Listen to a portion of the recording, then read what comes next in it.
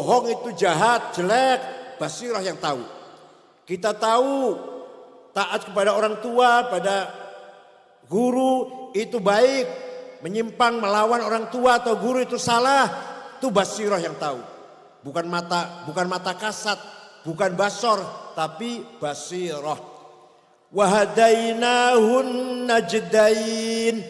Basirah menerima najdul haq, mengetahui najdul haq dan najdul batil. Qad tabayyana ar-rusydu minal ghayy.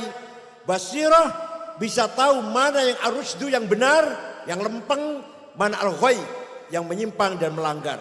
Yang tahu apa namanya? Namanya apa yang tahu? Basirah. Kalau sudah basirah tahu ini benar, ini salah, ini baik, ini buruk, akan estafet kepada bagian hati yang kedua. Namanya domir, conscience, moral. Nah, domir ini tugasnya mengeluarkan salah satu perintah atau larangan. Kalau sudah basirah tahu jujur itu baik, berkhianat, bohong itu salah, maka domir akan mengatakan jujurlah kamu. Khianat itu salah, janganlah kamu berkhianat. Yang ngomong gitu namanya apa? Domir. If'al dan la taf'al. Jujur itu baik, sabar itu baik, tawadu itu baik, do it. Lakukan.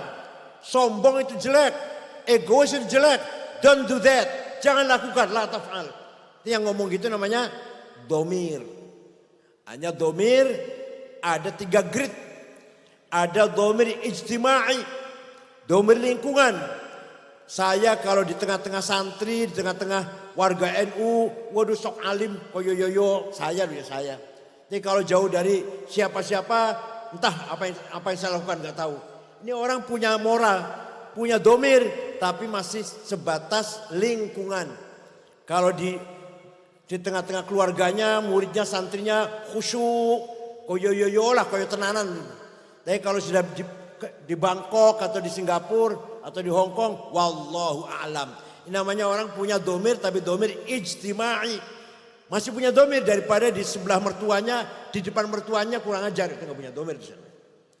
Yang kedua domir qanuni, domir legal formal, moral legal formal. Ada SK ngajar, nggak ada SK nggak mau ngajar.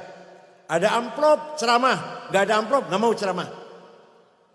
Itu masih baik. Yang nggak baik gimana? Amplop diterima, ceramah enggak. Solari, gaji, honor terima, ngajarnya males. Ini namanya orang nggak punya domir. Kalau ada amplop ngajar, nggak ada amplop nggak ngajar, masih mending itu, masih mending. Tapi masih kelasnya kelas domir qanuni, legal formal. Yang terakhir puncaknya adalah mari kita belajar agar kita mempunyai domir dini. Domir agama yang ukurannya lillahi ta'ala. Di mana saja, di tengah santrinya, muridnya atau jauh dari siapa-siapa, ada SK atau enggak ada SK, ada amplop atau enggak ada amplop, kalau memang itu baik kita jalankan. Kalau memang itu tidak baik kita tinggalkan. Namanya apa namanya? Domir dini, moral agama. Konsisten agama. Dah. Kalau sudah basirahnya tajam, mengetahui mana baik mana buruk, domir sudah aktif, perintah kita agar baik, agar kita melaksanakan yang baik, meninggalkan yang buruk, maka bagian yang ketiga dari qalbu namanya fuad. Apa namanya? Fuad ini fungsinya hakim yang akan menghakimi kita. Kita baik atau kita buruk. Bukan hakim yang di pengadilan yang paling jujur. Yang paling jujur ada hakim yang ada dalam kolbu kita sendiri. Maka dzabal fuadu maro'a. Yang namanya fuad tidak bisa bohong. Tidak bisa bohong. Maka dzabal fuadu maro'a. Yang namanya fuad tidak bisa bohong. Gak bisa disuap. Gak bisa dihapusi, gak bisa. Contoh misalkan, kamu korupsi ya? Demi Allah tidak. dalam fuadnya, iya. Demi Allah saya nggak ikut campur, saya nggak terlibat. Saya cuma dapat sedikit, banyak. Pernah gitu nggak? Pernah nggak gitu? Pernah ya? Jadi pernah bohong berarti pernah bohong berarti. Kamu ya yang melakukan ini ya, yang merusak ini kamu ya, yang berbuat ini kamu ya. Bukan saya, demi Allah sumpah. Saya. Pernah ya? Itu yang ngomong tuh fuad tuh, jujur banget, gak bisa bohong. Kalau hakim di pengadilan bisa disuap. Tapi fuad hakim kita yang ada dalam hati kita tidak bisa disuap. Istafti qalbak albirru matma'anna ila qalbuk wal ithmu ma haka fi nafsik. Tanyalah pada hatimu sendiri. Kalau yang kamu lakukan itu dengan tenang, percaya diri, kelihatan orang banyak senang, misalkan kamu bagi-bagi sembako, masuk berita senang, diberitakan oleh koran senang, langkahnya mantap, tersenyum, berarti yang kamu lakukan itu baik. Tapi kalau yang kamu lakukan itu rasanya alergi, ragu-ragu, maju mundur, tengok kanan, tengok kiri. Jangan ada yang tahu, istri jangan tahu, anak jangan tahu, tetangga jangan tahu. Itu berarti dosa yang sedang kamu lakukan itu. Ya, kalau kamu lakukan dengan tenang, senang, berarti yang kamu lakukan albir, kebaikan. Tapi kalau yang ente lakukan itu ragu-ragu, rasanya nggak enak dalam hati, jangan sampai ada orang tahu, itu namanya al-itsm. Pasti itu sesuatu yang pelanggaran atau dosa. Mari kita pelihara hati kita, basirah kita, domir kita, dan fuad kita semuanya melalui tarekat Nahdlatul Aulia. Ada lagi bagian hati yang keempat namanya asrar. The power of secret. Dalam hati kita ada namanya asrar. Kekuatan misterium.